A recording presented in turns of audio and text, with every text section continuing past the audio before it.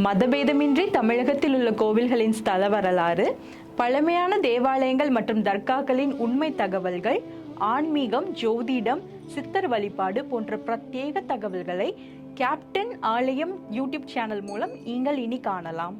உங்களின் ஆன்மீக வணிகத்தை கேப்டன் ஆலயம் யூடியூப் சேனலில் விளம்பரத்தின் மூலம் மேம்படுத்த விருப்பமா? கீழே கொடுக்கப்பட்டுள்ள எண்ணிற்கு உடனே தொடர்பு கொள்ளுங்கள். ஞான ஸ்நானம் கிறிஸ்தவத்தில் மிக முக்கியமான ஒரு காரியம். அவன் ரட்சிக்கப்பட்டு கிறிஸ்தவனாக மாறும் பொழுது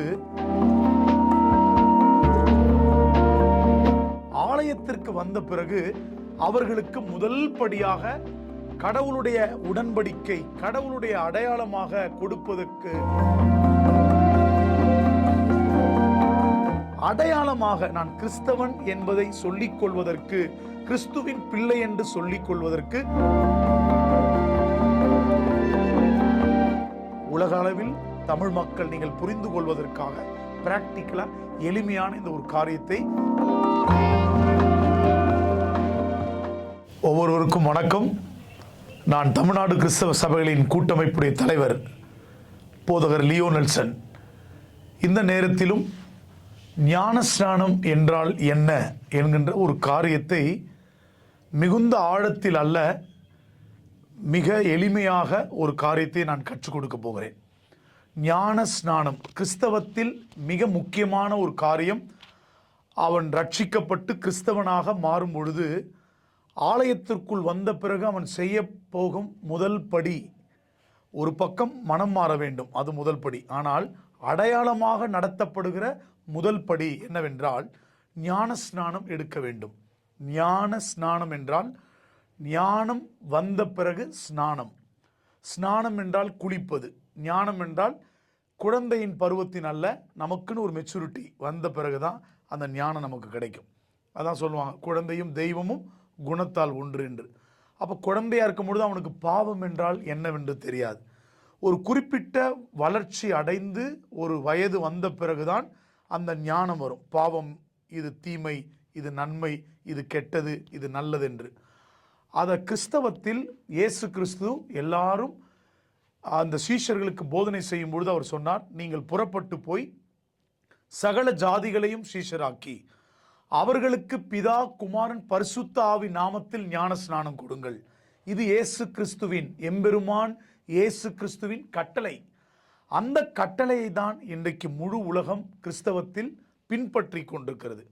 ஒரு மனிதன் மனம் திரும்பி ரட்சிக்கப்பட்டு ஆலயத்திற்கு வந்த பிறகு அவர்களுக்கு முதல் படியாக கடவுளுடைய உடன்படிக்கை, கடவுளுடைய அடையாளமாக கொடுப்பதுதான் ஞானஸ்நானம். அந்த ஞானஸ்நானம் குழந்தை பருவத்தில் கொடுப்பதல்ல. சில சபைகள் கிறிஸ்தவத்திலே நிறைய டினாமினேஷன் இருக்கிறது. ரோமன் கத்தோலிக்க கிறிஸ்தவர்கள், சிஎஸ்ஐ கிறிஸ்தவர்கள், டிஎல்சி கிறிஸ்தவர்கள், அட்வென்ட் கிறிஸ்தவர்கள், அதுக்கப்புறம் பெந்தேகோஸ்தே கிறிஸ்தவர்கள், இப்படி சொல்லிக்கொண்டே போகலாம். இயேசுவின் நாமக்காரர்கள், பிதாவ யெகோவா சாட்சிகாரர்கள், இப்படி பல அமைப்புகள் இருக்கிறது. ஆனால் கடவுள் பல அமைப்புகளை உருவாக்கவில்லை, பல ஸ்தாபனத்தை உருவாக்கவில்லை, பல உபதேசங்களை உருவாக்கவில்லை. ஒரே ஒரு கர்த்தர், ஒரே ஒரு இரட்சகர்.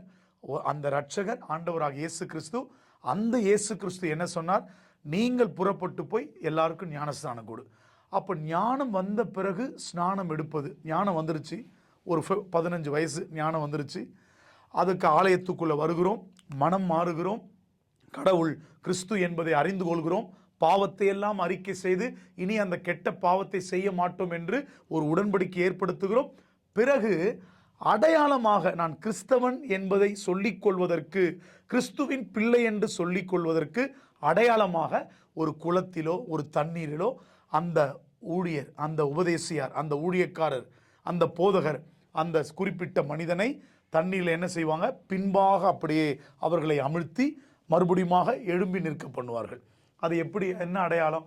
பின்பாக அமிழ்த்தும் பொழுது அவனுடைய பழைய பாவங்கள், சாபங்கள், ரோகங்கள் எல்லாம் கலைந்து போட்டு மறுபடியும் அந்த தண்ணீரிலிருந்து அவன் நேராக எழுப்பப்படும் பொழுது பழைய பாவ மனுஷன் கலைந்து புதிய மனுஷனாக அவன் பிரதிபலிக்கிறான்.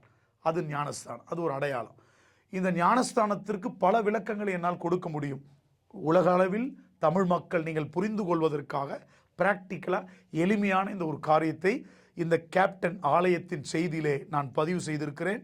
இன்னும் உங்களுக்கு கேள்வி இருக்குமானால் கேப்டன் ஆலய செய்திக்கு நீங்கள் அனுப்புங்கள். உங்கள் கேள்விகளுக்கு நாங்கள் விடை தருகிறோம். நன்றி, வணக்கம்.